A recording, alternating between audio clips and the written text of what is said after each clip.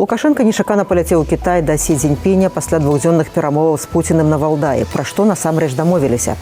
Ці не дамовіліся? Еўропу накрыла рэкордная спёка, і Беларусь у зоне небяспекі. Ёсць першыя ахвяры. Раскажам пра тых, каму найцяжэй, сотні палітвязняў за кратамі ў гэтую спёку. І прыемная навіна, беларускія жанчыны ўпершыню пераплылі Ля-Манш.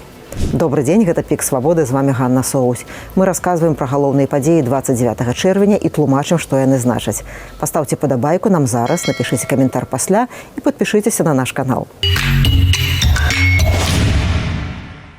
Александр Лукашенко пасля 2 дзён перамоваў з Владзімірам Пуцінам у ягонай валдайскай рэзідэнцыі прыбыў з неанансаваным візітам у Кітай. Ваши технологии, и мы довольны уровнем этих технологий и качеством той продукции, которую мы сегодня получаем.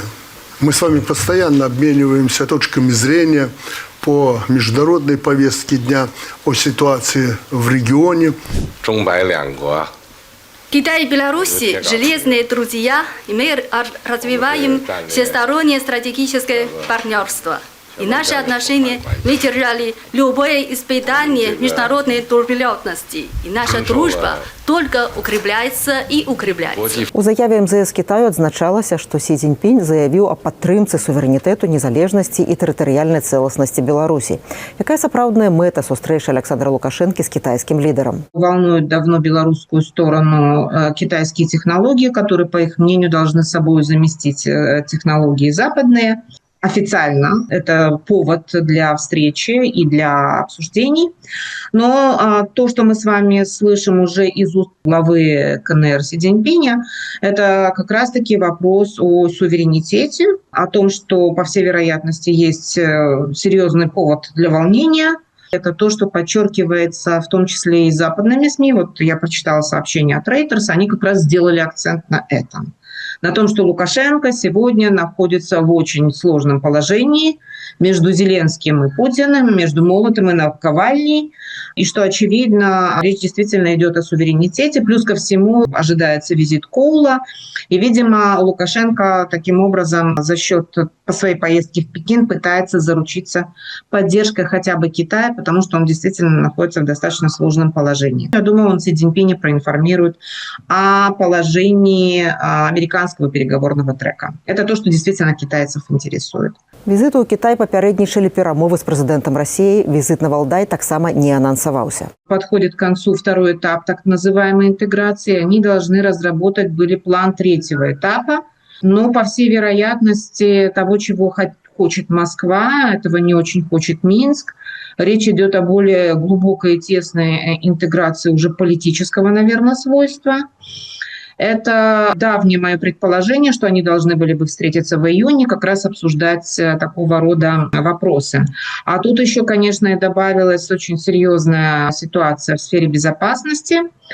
И очень часто мы с вами сегодня слышим о том, что, возможно, Путин настаивает на том, чтобы Лукашенко был вовлечен в войну против Украины, и совершается ряд провокаций по этому поводу. И я думаю, что, скорее всего, обсуждался вот этот комплекс очень чувствительных вопросов. Пасля ад'езду Лукашэнкі з Расіі дзяржаўны тэлеканал «Расія» публікаваў інтэрв'ю Владзіміра Пуціна. Адзін з вядучых крамлёўскіх прапагандыстаў Павел Зарубін спытаўся і пра стаўленне да ультыматуму Зеленскага Лукашенку. Ну, конечно, это вызывает озабоченность, когда грубые какие-то окрики со стороны раздаются. Но это не вызывает какой-то паники со стороны президента Лукашенко. Он подходит к этому очень спокойно, уравновешенно, взвешенно. Як пазней адзначыла ў інтэрв'ю «Дажджу» расійская палітолог Кацярына Шульман, Лукашэнку вызвалі, цытую, альбо паругаць за залішнюю комфортнасць у адносінах з Украінай, альбо каб прыціснуць да сцяны. Суть в том, что аж 2 дня понадобилось. Он, наверное, выворачивается. Сил ему и удачи. Что тут можно сказать? А крамлёўскі прэсавы сакратар Дмітрий Пяскоў заявіў, што Пуцін і Лукашенко на Валдаі абмяркоўвалі спробы Кіева справакаваць Мінск, але ніякага паслання ад Зеленскага Лукашенко Путину не перадаваў. Главы государства, конечно же, обсуждали более стратегические вопросы, включая и вопросы, связанные с безопасностью, с региональной безопасностью, с эскалацией напряженности со стороны некоторых европейских стран, с попытками провоцирования Беларуси и так далее.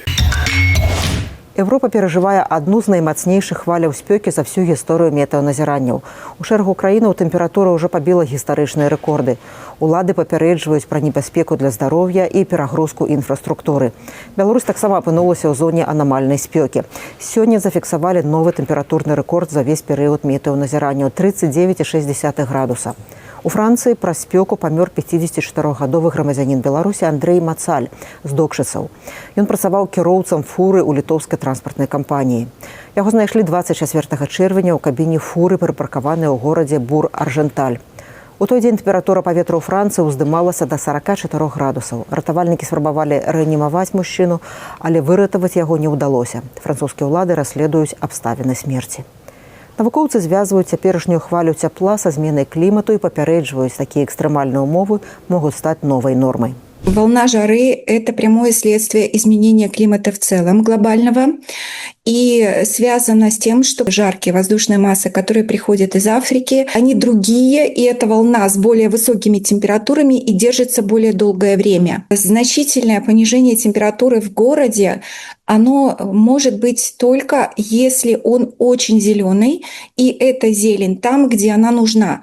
Потому что специфика планирования белорусских городов состоит в том, что, конечно же, есть парки и лесопарки, но они часто находятся в периферийных зонах, а центры наших городов и новые возведенные жилые районы, они лишены какой-либо растительности. Ведь, в принципе, для городов характерно так называемый остров тепла. Из-за того, что очень много бетона и асфальта, эти поверхности и металла, и стекла, эти поверхности очень сильно нагреваются и отдают это тепло в атмосферу. У гэтыя дні ў Менску некаторыя фірмы бясплатна раздаюць людзям ваду. Што яшчэ, акрамя таго, як піць больш вадкасці, раяць рабіць дактары, каб пераносіць спёку з найменшымі рызыкамі для здароўя? В такую жару нужно брать пример с жителей южных стран, которые к жаре привычны. Нужно в обед, то есть это время с 11 до 4 часов, стараться находиться в помещении, в тени, ограничить физическую активность. Если есть возможность просто спать днем, работать вечером, то есть перераспределить обязанности в течение дня. Если необходимо выходить на улицу, защищаем кожу кремом с УВФ-защитой, лицо, как, по крайней мере, и все остальное тело закрываем тканью. Если это дети, то панамочки, кепочки, шапочки – это обязательно, потому что у детей относительно большая, знаете ли, площадь головы относительно тела. И для них перегрев вот именно головы – это то, что может спровоцировать солнечный удар. Поэтому между головой и шапочкой, как выбрать панамку, должен быть такой объем воздуха. Ну и точно так же между одеждой, которую вы одеваете, нужны какие-то легкие, очень свободные халаты, накидки. Але наўрад ці гэтымі парадамі змогуць скарыстацца сотні беларускіх палітвязняў, якіх трымаюць у калоніях, турмах і СІЗА. Былы палітвязень, журналіст «Свабоды» Ігар Лосік згадвае спякотныя дні ў амерыканцы летам 2025 году, а таксама ў іншых вязніцах. Вентиляцыі няма. Тыя, хто сядзелі са мной, называлі гэта душегубкі. У камеры было 4 месца, нас было 7. 3 людзей, яны спалі на полу, там клаліся такія дошкі. У нас не было туалета. Ведро гэтае з памыямі стаіць. Алергіі розныя пачынаюцца. Людзі страчаюць прытомнасць. На вуліцы таксама гэтыя бетонныя стаканы. Ніякага паветра няма, немагчыма знаходзіцца. А калі казаць пра такія СІЗА, як Гомель, Калядзічы, дзе я быў, то там выводзяць прагульвацца на крышу. Крыша гэтая зроблена з поліурэтана, ці як ён называецца, які награецца і дае такі парніковы эфект, бо ты заходзіш як у парнік. І ты нават не хочаш выходзіць на гэту вуліцу, бо на вуліцы тэмпература яшчэ больш, чым у камеры. На 8 чэрвеня праваабаронцам вядома не менш, чым пра 173 палітвязні, якія знаходзяцца за кратамі ў асаблівай рызыцы. 8 палітвязняў маюць інваліднасць, прынамсі 60 палітвязняў маюць сур'ёзныя праблемы здароўя.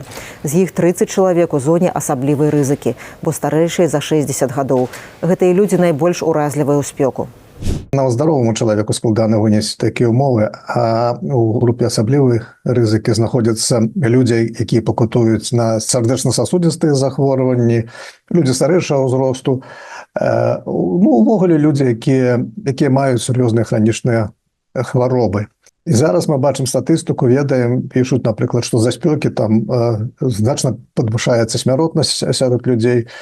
Увогуле, не кажучы пра тых людзей, якія знаходзяцца у зняволенні ў такіх вось умовах, якраз у закрытых установах. У калоніях трохі з гэтым лягчэй, бо можна выйсці там на вуліцу, а вось менавіта следчыя ізалятары гэта самае складанае у гэтых адносінах структуры, і там людзі просто пакутуюць. Можна і трэба казаць пра бесчалавечнае стаўленне да людзей, да вязняў. У нядзелю ў цэнтры Менска на вуліцы Леніна 9 адбыўся пажар у 6павярховым жылым доме. Паводле Міністэрства надзвычайных сітуацый гарэлі дах і гарышча, жыхароў эвакуявалі. На месцы працавалі 13 адзінак тэхнікі і 53 ратавальнікі. Паведамляецца, што пацярпелых няма, а прычыны пажару высвятляюцца. Паводле сведак, моцнае задымленне і пах гару адчуваліся нават у наваколлі. Беларускія жанчыны ўпершыню пераплылі Ля-Манш у фармаце эстафеты. Каманда з 5 беларусак Belarusian Swim Sisters перадолела праліў паміж Англіяй і Францыяй за 13 гадзін 50 хвілін. Агулам яны праплылі 52 кіламетры. Без гідракасцюмаў, толькі ў купальніках, шапачках і акулярах. Тэмпература вады была 17 градусаў. Заплыў праходзіў паводле строгіх правілаў асацыяцыі плавання праз Ля-Манш. Кожная удзельніца праводзіла ў вадзе абавязкова 1 гадзіну, пасля чаго яе змяняла наступная. Да гэтага заплыву каманда рыхтавалася больш за год. Трэніраваліся ў басейне, на Літоўскіх азёрах, а таксама ў Атлантычным акіяне ў Гішпаніі. Удзельніцы Belarusian Swim Sisters жывуць у Літве, Вялікай Брытаніі і ЗША, працуюць у IT, эканоміцы і юрыспрудэнцыі. Ідэя стварыць каманду з'явілася пасля знаёмства з літоўскімі плыўчыхамі, якія здзейснілі такі ж заплыў у 2025 годзе. Гэта першы ў гісторыі выпадак, калі праліў Ля-Манш пераплыла цалкам беларуская жаночая эстафетная каманда. Чэмпіянат свету па футболе выйшаў у плэй-офф. Пасля групавога этапу ў турніры засталіся 32 каманды, а 16 ужо едуць дадому. Першы матч 1/16 фіналу ўжо прынёс вылет Паўднёвай Афрыкі. Канада перамагла 1-0. Але плэй-офф чэмпіянату света гэта не толькі футбол, а яшчэ і эмоцыі заўзятараў. І часам людзі гатовыя глядзець футбол у вельмі нечаканых умовах.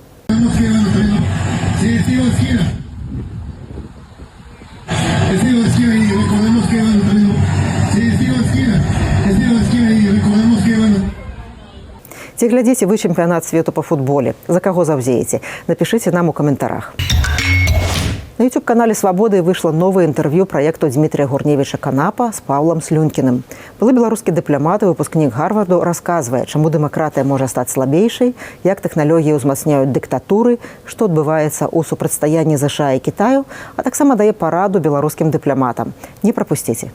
Павел, ты вучыўся ў Гарвардзе? І дэмакратыя, яна вельмі моцна зменіцца. Бачым, што ў нас дэмакраты няма 30 гадоў, а ты гаворыш, што штучны інтэлект яшчэ больш дэмакратыю знішчыць. AI спрасціць яму працу. AI губасік. Ну, AI, я думаю, хутчэй заменіць яго, наколькі кітайцы, расіяне спрабуюць атруціць мадэлі, так, пакуль іх абучаюць. Америка – это самая могутная краіна свету. Я говорю это не як супрацоўнік амерыканскай медыакарпорацыі. Это ты якраз для БТ зараз даеш. Можна выразаць. І вось яны бачаць, што адбываецца з Трампам, яны бачаць нейкія там паралелі, яны са мной размаўляюць пра гэта, бо яны пачалі Еўропу бачыць як добрую альтэрнатыву, якой там даступная страхоўка. Яны яшчэ не чулі, не бачылі коштаў у стаматолагаў беларускіх. Павел Слюнкін – гэта былы беларускі дыпламат, які звольніўся з МЗС у знак пратэсту падчас падзеяў 2020 года. Пазней ён вымушана з'ехаў з Беларусі, вучыўся ў Гарвардзе, але вярнуўся ў Еўропу. Зараз ён займаецца штучным інтэлектам і ўплывам тэхналогій на палітыку. Менавіта пра гэта мы з ім сёння і будзем размаўляць, а таксама пра падзеі ў свеце і пра тое, чаму БДУ не такі ўжо і горшы за Гарвард. Гэта былі навіны 29 чэрвеня. У нас толькі правераная інфармацыя, вартай даверу каментары. З вамі была Ганна Соусь. Чакаем вашых падабаек, водгукаў і парадаў.